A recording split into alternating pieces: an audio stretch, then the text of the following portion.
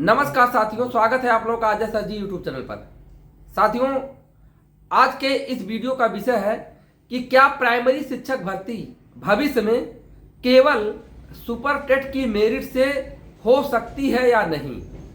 साथियों, आप लोगों को बताना चाहता हूं कि वर्तमान में जो प्राइमरी शिक्षक भर्ती की जो चयन पद्धति है उसमें 40% एकेडमिक गुणांक लिया जाता है।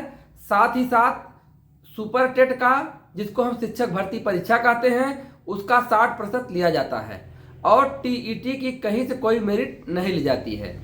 तो साथियों, कुछ लोगों ने जानना चाहा है कि क्या भविष्य में केवल सुपर टेट से भर्ती हो सकती है, अर्थात जिनका एकेडमिक गुणांक कम है वह लोग चाहते हैं कि एकेडमिक गुणांक का प्रतिशत न लिया जाए और भर्ती केवल सुपर टेट की मेरिट से ही हो। तो साथियों, आपको कुछ मैं उदाहरण बताना चाहूँगा। उदाहरण यह बताना चाहूँगा कि सन 2001 से लेकर के लगातार भर्तियां चल रही थी साथियों।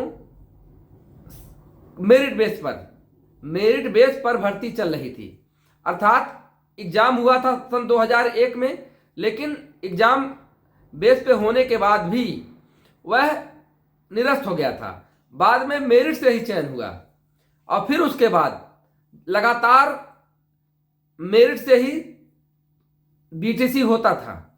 लेकिन आपको बताना चाहता हूं कि एक शिक्षक भर्ती, जिसको हम 72,825 भर्ती कहते थे, वह शिक्षक भर्ती टीईटी के मेरिट पर होता था और हुआ था साथियों।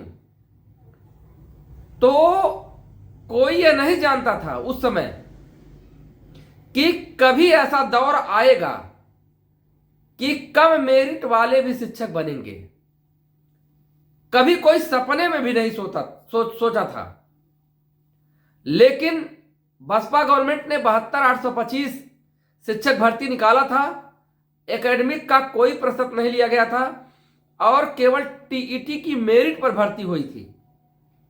अब high school, inter, graduation, DElEd, BEd, कुछ भी हो, कोई भी परसेंटेज हो, उससे कोई फर्क पड़ने वाला नहीं था। केवल टीईटी में जिसका नंबर अच्छा था उसको मौका मिल गया था। तो कोई यह नहीं जानता। और जो चयन पद्धति चल रही है यह अजर और अमर नहीं है। यह सरकार ने तय किया है और सरकार कभी भी इसको बदल सकती है, कभी भी चयन पद्धति बदल सकती है। लेकिन कब बदलेगी इसको कोई बता नहीं सकता है। समय समय पे सरकार ऐसी पॉलिसी लाती है कि जिससे सभी का फायदा हो जाए।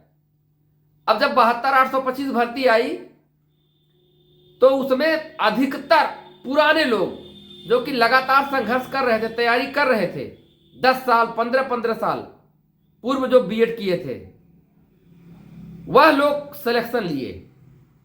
नए लोग कम हुए थे, पुराने लोग ही ज्यादा हुए थे। जिनका एकेडमिक गुणांक सेकंड डिवीजन का मतलब समझते हैं 60% से कम मार्क वाले बाजी मारे थे। क्यों? पहले नंबर नहीं मिलता था, पहले नंबर बहुत कम मिलता था। एकेडमिक गुणांक पे लोग इसीलिए तो ज्यादा कि इधर लगातार मिलने लगा, बाद में जाके कम मिलता था। 30% हाई स्कूल में इंटरनल मार्क मिलने लगा, 30%, तो उससे बढ़ गया। कुछ ऐसे बोर्ड है जहां नंबर अच्छा मिलता है, कुछ ऐसे बोर्ड है जहां नंबर कम मिलता है। तमाम प्रकार की विसंगतियां आ गई थी। तो सरकार समय समय पे, अब यह लगभग 5 साल 6 साल का समय लगता है कि चेंजिंग करने में। तो एकेडमिक पे इधर लहर चल रही है, कभी एकेडमिक समाप्त हो जाएगा, सुपर टेट के से भर्ती होगी, तो कोई भी दौर कुछ चलेगा, फिर एकेडमिक आएगी। तो समय समय पर, तो इसीलिए तो जो लोग लगातार लगे रहते हैं और अपने दिल में शिक्षक बनने का सपना सजोए रहते हैं, उन लोगों का सिलेक्शन होता है। एक समय था टीजीटी पीजीटी का लोग मजाक उड़ाते थे, लेकिन जितने भी पुराने थे जिनका प्राइमरी में नहीं हो पाया, क्योंकि प्राइमरी में मेरिट ली जाती थी, वह लोग तैयारी करते गए और टीजीटी निकाले। कहाँ 1 से 8 तक की नौकरी खोज रहे थे, कहाँ 9 और 10 को मिल गया। कुछ लोग पीजीटी निकाल करके 11-12 को पढ़ाने लगे। तो दौर जो होता है यह कोई स्थिर दौर नहीं है, यह गतिमान रहता है, लेकिन अब तत्काल में आपको लाभ नहीं पहुंचाएगा। इसलिए तो लोग कहते हैं कि चलो, कोई भी तैयारी करने वाले होते हैं लोग जरूर बीएड या बीटीसी कर लेते हैं। जहाँ एक तरफ लोग बीएड बीटीसी की बुराई कर रहे हैं, वहां समझदार लोग बीएड या बीटीसी कर लेते हैं और अपना काम धंधा जो भी है करते रहते हैं, चाहे प्राइवेट जॉब हो चाहे बिजनेस हो, सब करते रहते हैं। लेकिन थोड़ा थोड़ा समय पढ़ाई पे देते रहते हैं, अर्थात लगातार वो अपना स्टडी भी करते रहते हैं, क्योंकि कुछ समय के बाद आदमी के ऊपर खर्चे आ जाते हैं, डिपेंड हो जाता है अपने पे। लेकिन उसके अंदर शिक्षक बनने का जो सपना होता है, जो आग होती है, ज्वलंत रहती है। अंतोगत अब कभी उसके फेवर में आ गया।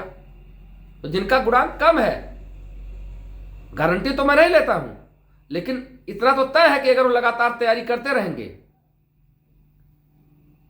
अब कुछ न कुछ समय, अब ये नहीं कर रहा हूं कि केवल आप पढ़ते ही रहिए और आगे उम्र ज्यादा बढ़ गई है तो और काम नहीं करिए। सब कुछ को आपको करना है, सब पैसा भी कमाना है, पढ़ाई भी करना है। तो कभी भी आपके फेवर में ऐसी चीजें आ सकती हैं कि केवल सुपर टेट के मेरिट से ही भर्ती हो। अब आपको उस समय मौका मिल जाएगा। लेकिन ये सब जो चीजें मैं बता रहा हूं, वक्त लगता है, समय लगता है।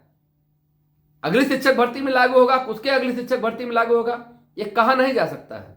सरकार के ऊपर है, सरकार के दिमाग में कब ऐसी चीजें आती हैं, क्योंकि ये सब चीजें जब आपके अंदर चल रही हैं, वो तो उनको भी जो